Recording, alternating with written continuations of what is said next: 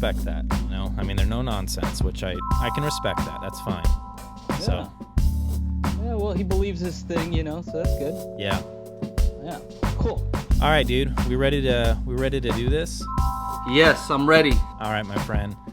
Well, folks, this is Ron from New Record Day, and I am thrilled to be able to do another Videocast episode where what we're doing is we're reaching out to another hi-fi YouTube reviewer and spending some time getting to know them, peeling back some of the layers of their channel, and doing just a deep dive into why are they doing what they're doing, what is their motivation, and tonight is one that I'm very excited about.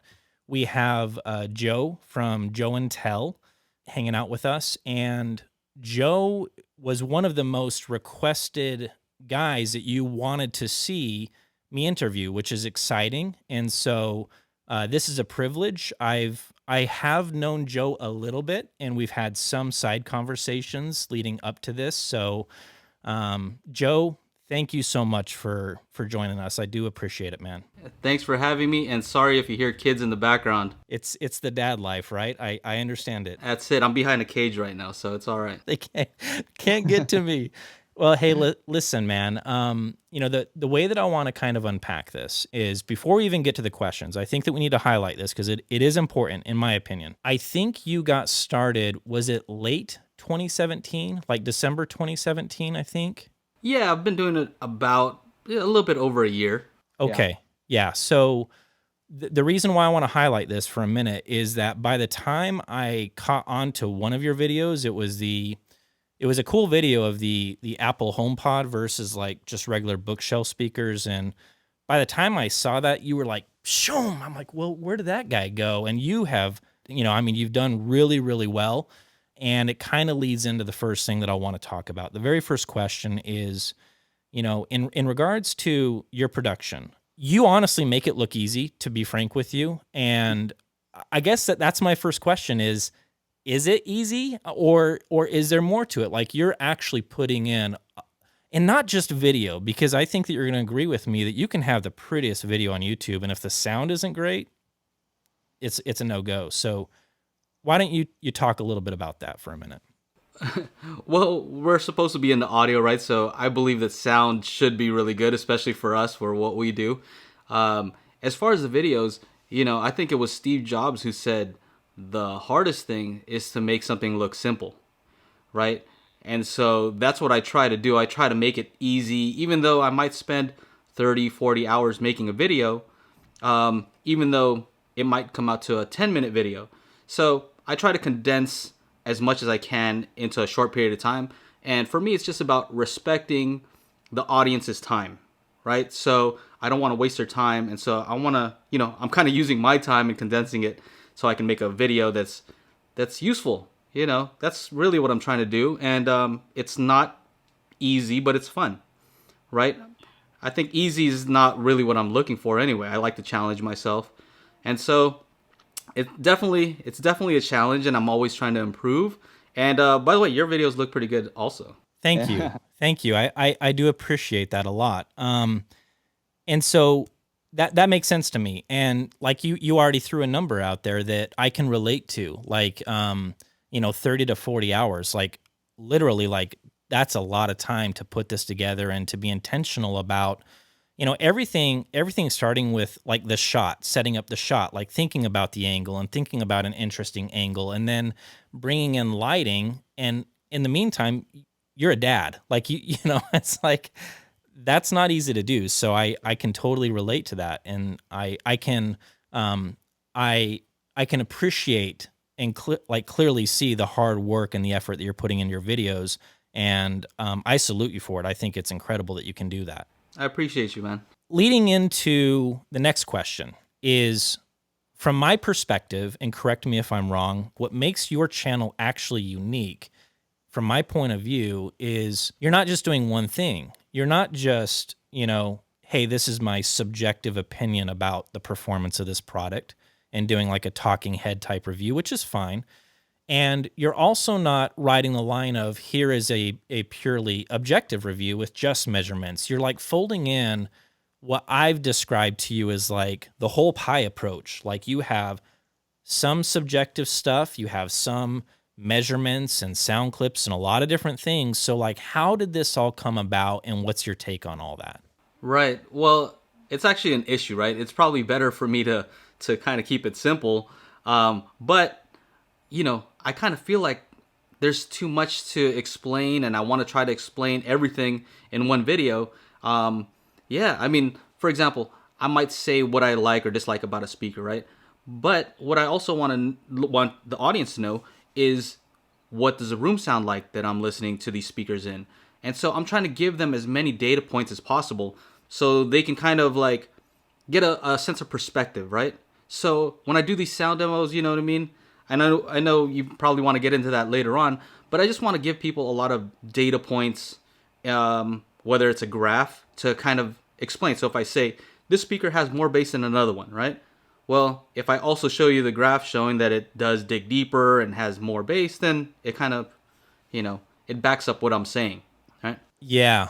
Yeah. So I guess that's a perfect segue. So like, how do you do your speaker measurements? Like, what is your approach? How did you learn to do it? Like, what are you actually doing when you're doing like a speaker measurement? Right. So we have to keep in mind that when I do these measurements, I'm not designing a speaker, right? So it's different than somebody who is designing a speaker. You really have to have accurate measurements in that case. What I'm trying to show is what is happening in my room, right? And so it's a little bit different. And, I had Andrew Jones on and we were kind of like talking, and he was saying how my measurements are not good. And we kind of joked about it. And I thought it was funny because it's true. If I were making a speaker, I should probably use an anechoic chamber, but I'm not. I'm just trying to show you guys what my room sounds like, or what the speaker sound like in my room. And so, the bar is a little bit lower in that case. As far as how I do it, I use a U mic one, a USB mic, and then I use a free software called REW. So yeah, very simple. Yeah. Okay, so just a follow-up question. So you're doing a in-room measurement, but if I remember in previous conversations, are you doing near field, like you're bringing the mic, like what's your positioning? Like, are you bringing it close to the speaker, or is it at the listening position, or? Well, so for the measurement, what I'm trying to do is I'm trying to minimize the room interaction, which means that I bring the mic as close as possible to the speaker and still get all aspects of the speaker. So if I put it too close, I might get the woofer and not the tweeter, right? So I need to be back far enough so I can get the entire response. And if not, if let's say if I'm doing some floor standing, I might have to do several measurements and add them together. Yeah, but yeah, by no means is it a perfect way to do a measurement, but I think it just gives you a general idea. As long as I'm consistent in the way that I do it, it gives you a general idea of what's happening in my room. I always say in my room because it might be completely different if I take it to a different room. Totally. Yeah, for sure. It definitely would be. Well, that's so okay. So perfect lead into, and obviously this is kind of it's somewhat of a hot button topic, but sound clips. So we talk about sound clips, sound demos. Oh, it's getting hot in here. It's getting hot. This light's kind of bright. You've embraced sound demos. It's definitely part of the show, right? Like this is part of the pie, right? And so I guess that what I want to do is, because I've heard you clarify what it is that you're trying to do. And when we had that conversation, it was very disarming for me because I was like, okay, fair enough. Like genuinely, I was like, fair enough. So I think that now would be a good time for you to kind of unpack, what are you trying to do with a sound demo and what are you trying to achieve, and understanding what its limitations are. All right, awesome. So I actually made a whole video about that. And just a few things I want to say is, this morning I got a message like, "Hey Bonehead, you can't listen to speakers through other speakers." So I get it all the time. I get all these comments like, "Hey, I don't like this guy because he believes in sound." All right, it's like the whole cable thing, right? Except now it's sound demos is like the other thing that's like debatable, that people like to take, very polarizing, let's just say. And that's cool. That's cool. I think I want to make it clear that a sound demo, at least the way I do it, is not meant to give you an absolute idea of how a speaker sounds, right? As we said earlier, a speaker will sound different in different rooms. So that's one thing, right? But also there are, there's the microphone, there's the maybe how far I put the microphone. There's all these different factors that'll make it so that it's not going to be a perfect representation of that speaker, especially in your room, right? But the way I try to do it is I try to make it so that I have a source file, and sometimes it's one speakers, most of the time it's like two speakers that I'm comparing, and the idea is to get a relative difference between the two, right? It's not to get an absolute. So if I bring out this Mickey Mouse hat, right, and then I show you something else, like this is not the exact red. What you're seeing right now is not exact red, and this is not exact green, but relative, you can kind of get an idea. I was trying to look for a red, something else of red here, here. How do these reds compare? You can tell that even if this is not calibrated, right? And so that's the point, is to give you an idea. It might not be perfect, but can you tell if one has more bass than the other? Probably. Can you tell if one has more rolled off treble? Probably. Is it going to be exactly the same? No. Does it require that you have headphones or speakers that can play a wider range than those actual speakers? Yes. Right? The funny one I always get is like, well, it sounds exactly like my iPhone. Like, you know what? I'll tell you what I did. I'm sure you might get that on some of yours. I just have a part of my video where I address that, and I just send a link to that timestamp. So whenever somebody comments that, it's just my response. Yeah. Yeah, so, and another thing I want to say is, if you've seen Crushfield, they're actually doing sound demos. They've incorporated sound demos into their entire website. They did it a lot better than I do. They have 15 microphones. Then most 15 can. microphones. Then most can. You turned me onto that, and I checked it out, and I was like, oh, okay, well, these guys aren't messing around. Oh, yeah. It's pretty awesome. I mean, they have a whole wall of microphones, anechoic chamber, and then you type in your headphones that you're using, and it adjusts for the response of your headphones. So it's going to be as close as you can get. Now, another thing I want to say is, for sound demos, it's supposed to be for tonal differences, right? Not for spatial differences. It's not going to tell you like, hey, check out the imaging on this versus this. That's not possible.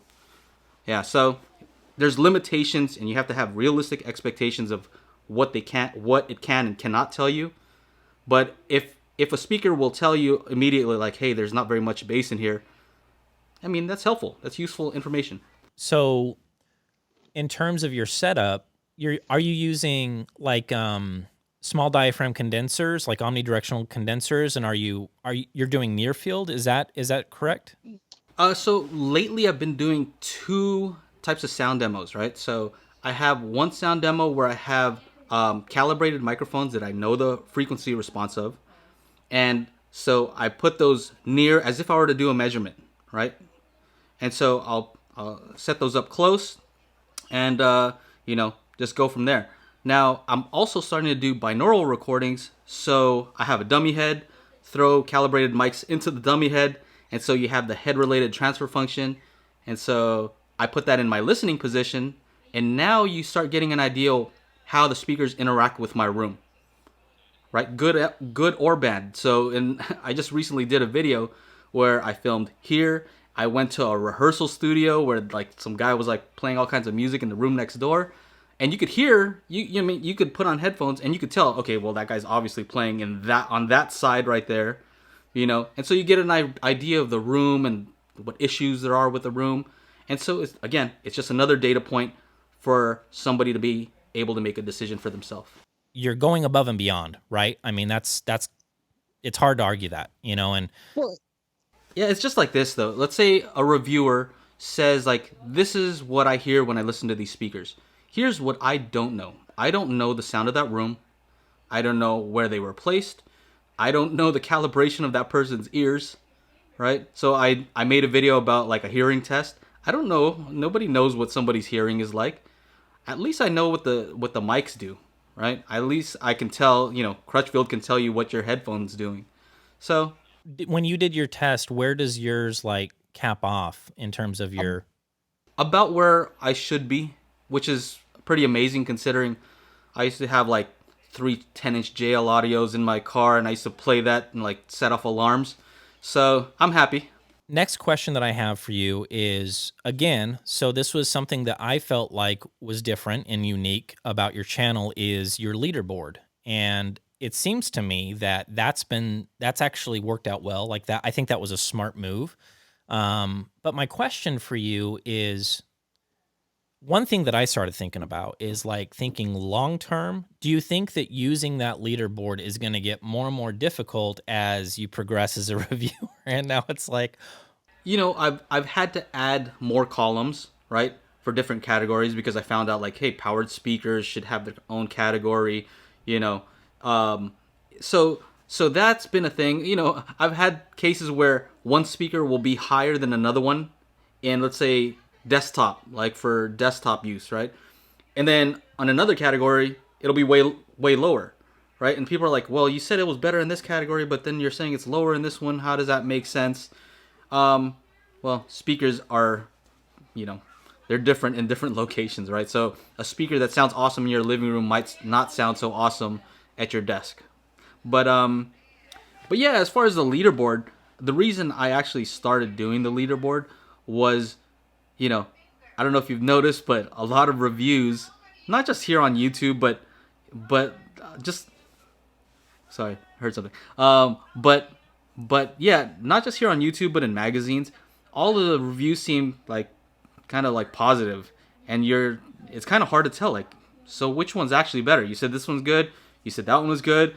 That one's good. This one's great. Like, I have to try to decipher which one is actually better based on how excited somebody is over it, right? So what I wanted to do was kind of like hold myself to like making a decision. Like, is this one better than this one? Yes or no? You know what I mean? So that's mainly the reason, because at a certain point, there are speakers that I like better than others, right? And that's my personal preference. But I wanted it to be there so people could see that I'm actually making a choice between two speakers. That's it. Ranking. I actually got it from what was that? Fifth Gear, Top Gear, one of those shows. Yeah. So that's where the idea came from. I respect the fact that you said what you just said, because I think that, you're right. When it's all positive and it's all great, this is something that we hear a lot of criticism about, right? Like from viewers, like, everything seems great, so what the heck am I supposed to do with it? And the fact that you're willing to commit yourself to saying, even when and I've seen you like, where does this one belong? I don't know. The fact that you're willing to commit to that that's cool. I can respect that for sure. And that's part of the fun, actually. A lot of people say that they like the fact that I'm having a hard time deciding. They're like, they see the wheel spinning, right? They see the way I'm trying to like, I don't know where to put this one. But that's good. That means that, the speakers are close, right? If it was an easy decision, then you definitely know that one speaker's better than the other in a particular category, right? Yeah. Yeah. Okay, so let me fire this off at you. Analog versus digital.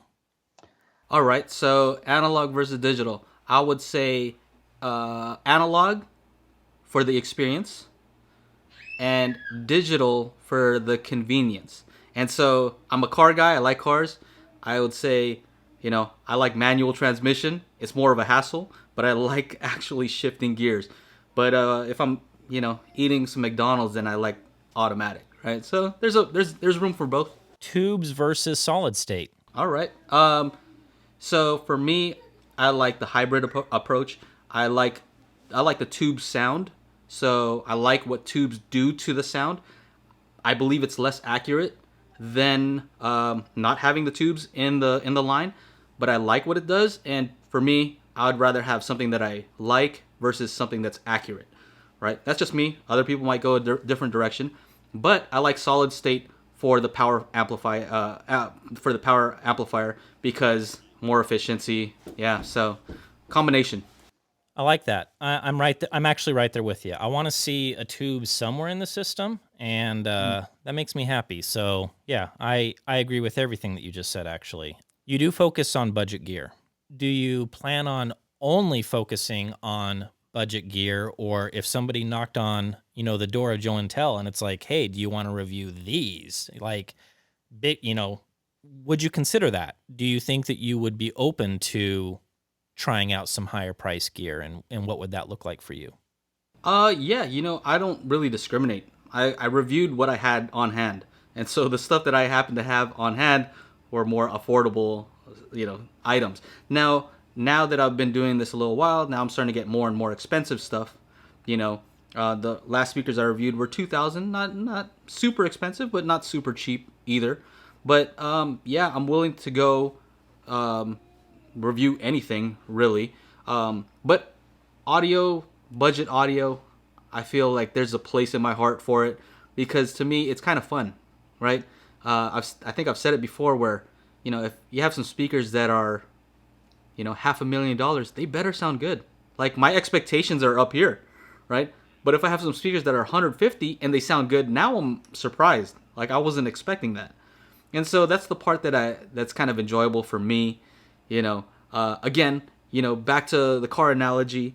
When as M3, expensive car, but there was no way for me to fix it up, right?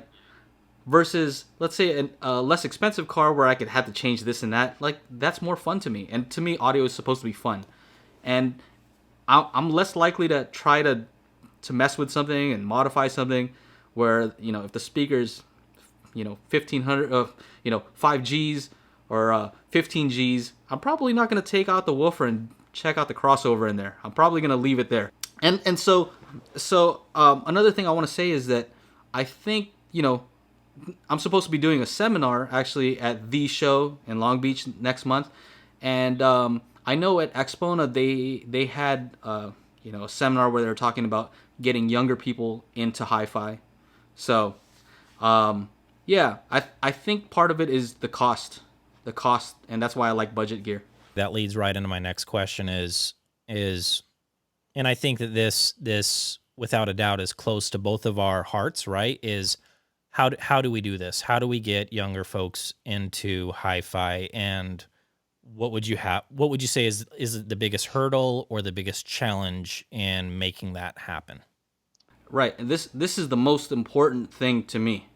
I've been into this for a long time, since I was 10, 11, 12 years old. And I remember my experiences not being that great with hi-fi, right? But I want somebody else who's that age to have a great experience with hi-fi. And I think the way to do that is to welcome stuff that's affordable audio, right? Not say like, oh, that must be complete garbage. No, I mean it's not gonna be great, right? But it can be good. It's a good starting point. It's a way for them to have fun. I always say for people like, KEF LS50W is not a starting point. They're good speakers, but that's not a starting point. But maybe $250 is a starting point, and for somebody young, that's still a lot, right? And so that I think is the main issue. Try to go and find a $250 system. You won't find it, right? You're gonna end up walking out with a Vizio soundbar and a Bluetooth speaker, and that's it. So that's the barrier, right? The other issue that I see is that a marketing and advertising issue, and by marketing and advertising, I'm not saying it in the dirty way of like, people don't like marketing and advertising for some reason, but what I mean by that is more education, right? So educating people with videos and showing them what's what, that's also marketing, right? That's knowing that there's a segment of people who don't understand what's going on. They need to be educated, and this is how you should speak to them. I mean, that's also marketing. Let's face it. I mean, one of the most exciting things that I saw happen was really the advent of ELAC and that whole disturbance in the force, if you want to call it that. It was a big deal. And honestly, man, I remember being at the show where they were where the debut series were first launched, And dude, you would have loved this. Since I had spoken with Andrew before and we kind of knew each other at that time, I started messing with audiophiles in the room. And I was sitting there through Andrew's demo, and as these guys came in and were listening to it, they would lean over and they were like, "Hey man, do you know how much these are?" I was like, "Oh, I think they're $1,000." And there was like a nod of approval, like, "Oh, okay, cool," you know. And then pretty Uh, soon it's like you have another guy that's like, "Hey, is there a sub in here?" I was like, "Yeah, I think he's got it in the back corner, like that guy," you know. And I think that to your point, you're right. A Kef LS, LS50W, it's a fantastic speaker, but it's not a starting point. And getting somebody into hi-fi, I think that there has to be very little risk to a lot of reward. That, hey, this isn't going to cost you an arm and a leg, and you're going to get a lot of performance right out of the gate. So I completely agree with what you're saying. And so yeah, totally. Let's change up the game then. So yeah, so I want to be transparent about this, and this is something that I admire about Joe is the fact that and I've mentioned this, I send all the questions beforehand because I want them to be able to take some time to think about what am I going to say.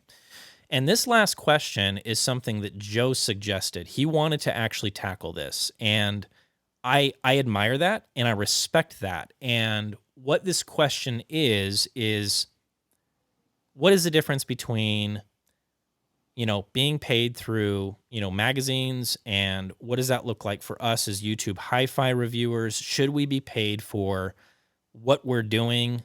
Let's try to good luck, Joe. yeah. Good luck. I wish you Yeah. well. Well, hey, I asked for the question, right? I like tough questions. And, I talk to a lot of people who have been in this industry for a long time, and I hear things like pay to play, and I hear these terms thrown around a lot. You know what I mean? A lot of people say these terms. And I kind of had to think to myself, like, where is that coming from? Like, where is this terminology and where is the thought process coming from? And I think that it comes from a time when magazines were the thing, right? Like, if your product wasn't in a magazine, then nobody knew about your product. And, I'm thinking that that's kind of where that's coming from. Now, the difference is that, a magazine is a company with different departments, and there's an editor, there's somebody doing this, there's somebody in charge of advertising. When you contact one of us, we're the same person, right? There's no disconnect. Somebody I talked to said separation of church and state or something like that. And I'm like, well, I'm just one person. So it makes it a little bit difficult, to have an advertising department. Like, where is that? This part of my brain? Like, how does that work? So I think because there is no separation, I think that the way to do this correctly is to be as straightforward as possible, right? Transparent as possible. That's it. That's the only way to go.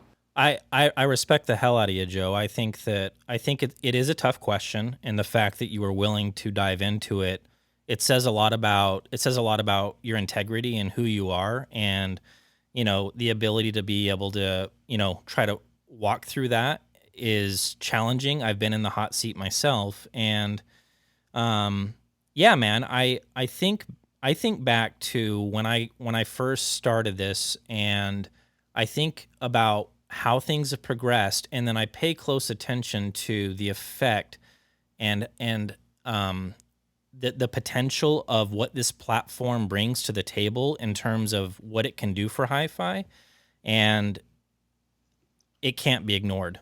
And I'm not interested in having the conversation that it's irrelevant. That I think that what we are doing and what I'm seeing happen is very relevant to hi-fi, and I think that this is the platform of the future. I genuinely feel that video content and spinning out the reviews this way is incredibly effective. And if we're going to be taken seriously, I think that with that needs to come these kinds of difficult conversations and trying to, peel back all these layers when it comes to, well, how can I do this and actually really do it and not have a full-time job outside of it and a family I got to take care of. It's not going to work. Well, To me, it's not that difficult. You know what I mean? This is what I do full time. So, I mean, Yeah, you're in it. Like you've jumped in, which is admirable. I love that. it's not difficult for me, right? The money issue is not difficult. I've made a post on my community page on YouTube where I basically say, like, this is what I do for a living, right? And I need a way to make money, right? So there are different ways that you can make money doing this. You know, there's YouTube ads, there's Amazon affiliate links. You know, it could be a deal where, let's say, you'll talk to a company and say, hey, this is how much I charge to make a video. And that's a thing that I also want to say is content. This is content creation, right? And that's a little bit different because in what world does somebody go to you and say, hey, make me this video that's going to take you 40 hours, but I don't want to pay you anything. Can I have that for free? yeah, And the other thing is that there's a reason why these companies reach out to us, right? They reach out to us because they want exposure. If I had 5 subscribers, I'm pretty sure that they wouldn't be interested in sending me anything. It's because I'm currently at 26,000, you know. So they want access. But what I tell them is, you know, the trust that I have with my audience is not for sale, right? That would be the stupidest thing in the world for me to do something where I lose their trust, because if I lose their trust, I have nothing, right? That makes 0 sense. So I want to make sure that I'm open and honest with people. You know, I always disclose, like, hey, this was sent to me by this company, or, you know, you have to do that. First of all, you have to say, you know, legally, you're supposed to say if they're sending you something for free, or, you know, if you got paid to do it. And that's another tricky thing because, you know, I don't even look at myself as a reviewer, right? I look at myself more as a maven for products that I like, right? And so, you know, I think moving forward, anytime you want to do something and sustain it, there's going to have to be some point where you get paid for your work, right? And it doesn't mean that you have to sacrifice your integrity. Because if that were the case, every single employee in the world would have no integrity. And that's not true, right? So, you know, I don't see how somebody who really wants to do this long term can afford to do it and make practically like very little. You know, less than minimum wage, right? That's not sustainable. You can't do that for long periods of time. Now, if a company asks me like, hey, Joe, I want you to just talk about this product on your channel. I want access to 26,000 subscribers. You can say whatever you want, and I don't care about production value. Just do a live stream, turn on your phone, and shoot it, and talk about this thing, and that's it. That's no problem. I could do that all day. I'll do one of those every single day. But I think that my audience expects a little bit more from my channel. Yeah.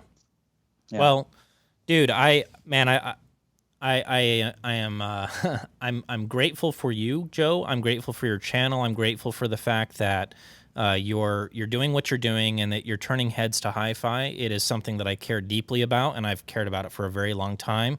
And man, yeah, thank you for hanging out with us tonight. And folks, I'm going to leave Joe's channel down below. You're doing Patreon, so I'm going to leave your Patreon links down below as well. And yeah, Joe, do you have anything else that you wanna mention here before we sign off for the evening? No, I just want to say thank you for having me. I respect what you're doing. Yeah, thanks for talking to me on the phone and helping me out, you know, when I have questions. And yeah, I'm doing a show next month, the show in Long Beach.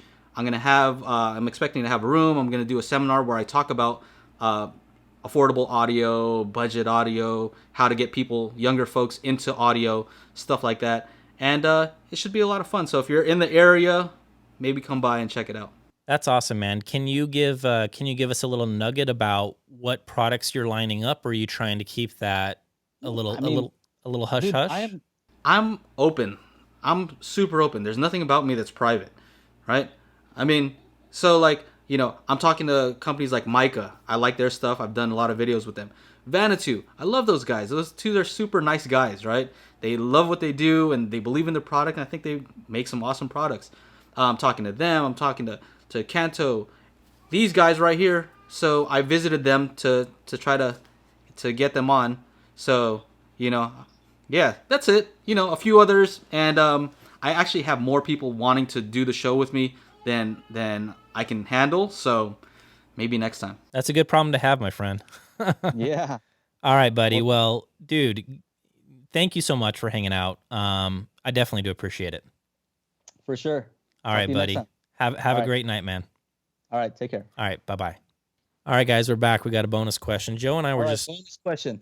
Joe and I were just talking after the show, and oh man, you got some cute kids, bro. Thank you. It's all my wife. You said it's all your wife? Yeah. So, regarding the last question in terms of making money, this is another one that comes up is, what about gear? Do you feel like if somebody sends you something, it's mine to keep and now it's my gear? Like how? It's just funny. It's just funny because people think that I want more speakers. I don't want any more speakers. Do you understand that I pay for storage? I pay for storage, okay, to hold all of the speakers that are sent to me. It's not fun. Like, I'm paying to have these speakers. I can only listen to a few speakers at a time. You know what I mean? I can't listen to... So I always use the analogy. If you're starving and somebody offers you a burger, you're going to really want that burger, right? But if you're on your 10th burger and somebody offers you another one, you kind of like, I'm good. Joe's got a lot of burgers right now. Yeah. Got a lot of burgers, and I can't feed my kid on speakers. I'll tell you that. So I don't want any more gear. They can have it back. I would like to get paid for the work that I do. So I think I'd make good quality videos, and that's it. And I think it's important to be upfront with you guys, because you guys are part of the equation, right? The audience is part of the equation. When you're doing a business deal, they're the eyeballs that people want, right? So I think it's super important to let them know, and if they approve or not. If they're like, nah, I don't like that. I don't like that you're doing that. Then that's good. Let us know. Yeah. Before I let you go, thank you. That's perfect. Just because I don't know, who is number one on the leaderboard right now in terms of bookshelves and like? No, it's the Denton 85th anniversary. Wharfdale Denton 85th anniversary. They look old school. They sound old school. They just have a lot of character, and I like them a lot. And I received heat from somebody who said, like, "Are you crazy? Like, the SVS Ultras are definitely better than those." And I'm like, I like these better. I mean, I don't know what to tell you. Cool. I'll post the link to that guy down below. So sounds good. Good talking. Have a good night. Okay, take care. All right. Bye-bye.